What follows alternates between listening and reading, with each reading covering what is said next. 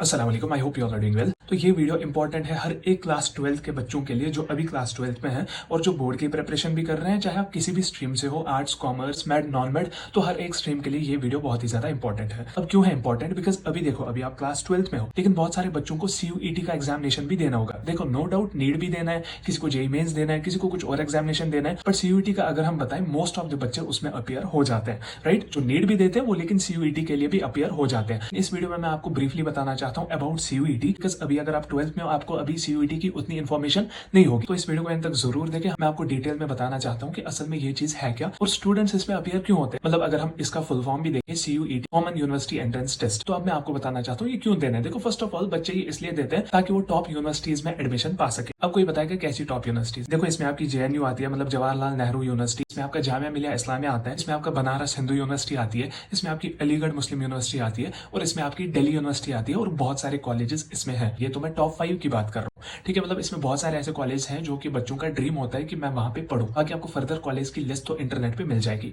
ठीक है? तो अब अगर हम बात करें CUET का एग्जामिनेशन होता कैसे है, देखो CUET का जो आपका पेपर होता है वो CBT होता है, मतलब कंप्यूटर बेस्ड टेस्ट होता है। आपको वो कंप्यूटर पे देना पड़ता है और उसके 4 सेक्शन होते हैं, section 1A, section 1B, section 2, section 3, ठीक है? तो इसमें अगर हम बात करें, जो आपका सेक्शन 1A होता है, उसमें आपकी 13 डिफरेंट लैंग्वेजेस होती है, तो उनमें से आप कोई सी भी लैंग्वेज चूज कर सकते हो। अगर हम सेक्शन 1B की बात करें, उसमें 20 लैंग्वेज होती है जो कि डिफरेंट होती है आपके 1A के सेक्शन वाले से। तो अब अगर हम बात करें, आपका जो सेक्शन 2 होता है वो होता है आपका डोमेन सब्जेक्ट, जिसमें 27 डोमेन सब्जेक्ट्स आपके होते हैं, जिसमें से आप मैक्सिमम 6 डोमेन सब्जेक्ट्स चूज कर सकते हो। डिपेंड करता है किस यूनिवर्सिटी के लिए आप एम रख रहे हो, ठीक है? अब अगर हम नेक्स्ट चीज की बात करें, मतलब आपका सेक्शन 3, उसमें जो आता है वो है जनरल टेस्ट। और जनरल टेस्ट की भी अगर हम बात करें, उसके जो टोटल क्वेश्चन होते हैं वो है 75, आपको अटेम्प्ट करने होते हैं 60 आउट ऑफ 75, और उसके लिए जो आपको टोटल टाइम मिलता है सॉल्विंग के लिए वो होता है 60 मिनट्स। और अगर हम वो सेक्शन 1A 1B की बात करें, में आपको 40 क्वेश्चन करने होते हैं आउट ऑफ 50, और उसके लिए आपको 45 मिनट्स का टाइम मिलता है। और अगर हम डोमेन सब्जेक्ट की भी बात करें, जैसे कि फिजिक्स हो गया, साइकोलॉजी हो गया, या आपका केमिस्ट्री, मैथमेटिक्स, मतलब ऐसे ऐसे डोमेन सब्जेक्ट्स, उनमें से आप मैक्सिमम 6 सिलेक्ट कर सकते हो। उनमें भी आपको 40 क्वेश्चन अटेम्प्ट करने पड़ते हैं आउट ऑफ 50, उसके लिए भी आपको 45 मिनट्स का टाइम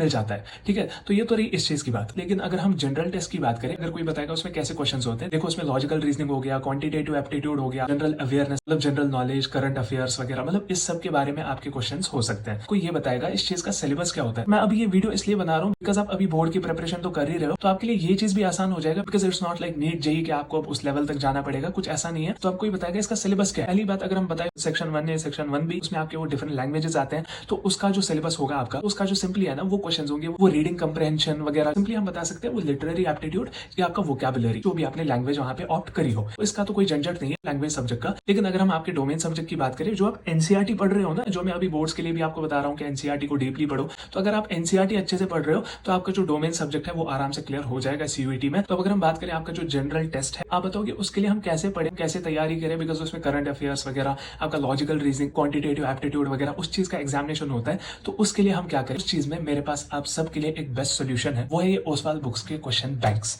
ठीक है? ये सिर्फ क्वेश्चन बैंक ही नहीं है, मैं आपको आगे बताता हूँ कि ये कितने इंपॉर्टेंट है। मैंने पर्सनली इनको रिव्यू किया, बहुत ही सही है ये। अब मैं आपको आगे दिखाता हूँ इसमें है क्या क्या, ठीक है? तो अगर आप यहाँ पे देखो, ये क्वांटिटेटिव एप्टीट्यूड के लिए, और ये जो बुक है आपकी वो लॉजिकल रीजनिंग के लिए, और ये वाली जो बुक है वो है जनरल अवेयरनेस के लिए, ठीक है? अब अगर हम फर्दर बताएं इसमें है क्या क्या, पहले आपको हर एक ईयर के जो है क्वेश्चन बैंक्स मिल जाएंगे। हर कोई सवाल जो अभी तक आया है CUET में, हर एक शिफ्ट में, यहाँ पे भी आप देख सकते हो, हर एक शिफ्ट के जो क्वांटिटेटिव एप्टीट्यूड के क्वेश्चन, किसी भी जनरल टेस्ट में जो भी कैटेगरी हो, उसके जो हर एक सवाल है वो आपको यहाँ पे मिल जाएंगे विद ब्रीफ एक्सप्लेनेशन। इतना ही नहीं, आपको हर एक चैप्टर के, फॉर एग्जाम्पल यहाँ पे नंबर सिस्टम हो गया, तो हर एक चैप्टर के रिविजन नोट्स आपको मिलेगा, चैप्टर एनालिसिस मिलेगा, सिलेबस वगैरह सब कुछ यहाँ पे मेंशन्ड है। सिर्फ प्रीवियस ईयर क्वेश्चंस ही नहीं जो आए हैं अभी तक, इसमें आपके फर्दर ऑब्जेक्टिव टाइप्स हैं आपकी प्रैक्टिस के लिए, जहाँ पे आप प्रैक्टिस कर सकते हो, और यहाँ पे उसके सॉल्यूशंस मतलब विद एक्सप्लेनेशन आपको मिल जाएंगे, ठीक है? और जो मुझे मेन जो इंपॉर्टेंट चीज है, जो मुझे अच्छी लगी इन बुक्स की, वो है ये माइंड मैप, जो कि आपको हर एक चैप्टर के एंड में मिल जाएंगे। तो बाकी ये जो बुक्स है, मैंने पर्सनली इनको रिव्यू किया, and to be very honest मुझे ये बहुत ही बढ़िया लगी। तो आपको ये बताएगा हम ये कैसे ले सकते हैं, तो आपको नीचे डिस्क्रिप्शन में लिंक मिल जाएगी, वहां से आप ये आराम से खरीद सकते हो अगर आपको पहली अटेम्प्ट में CUET क्रैक करना है तो,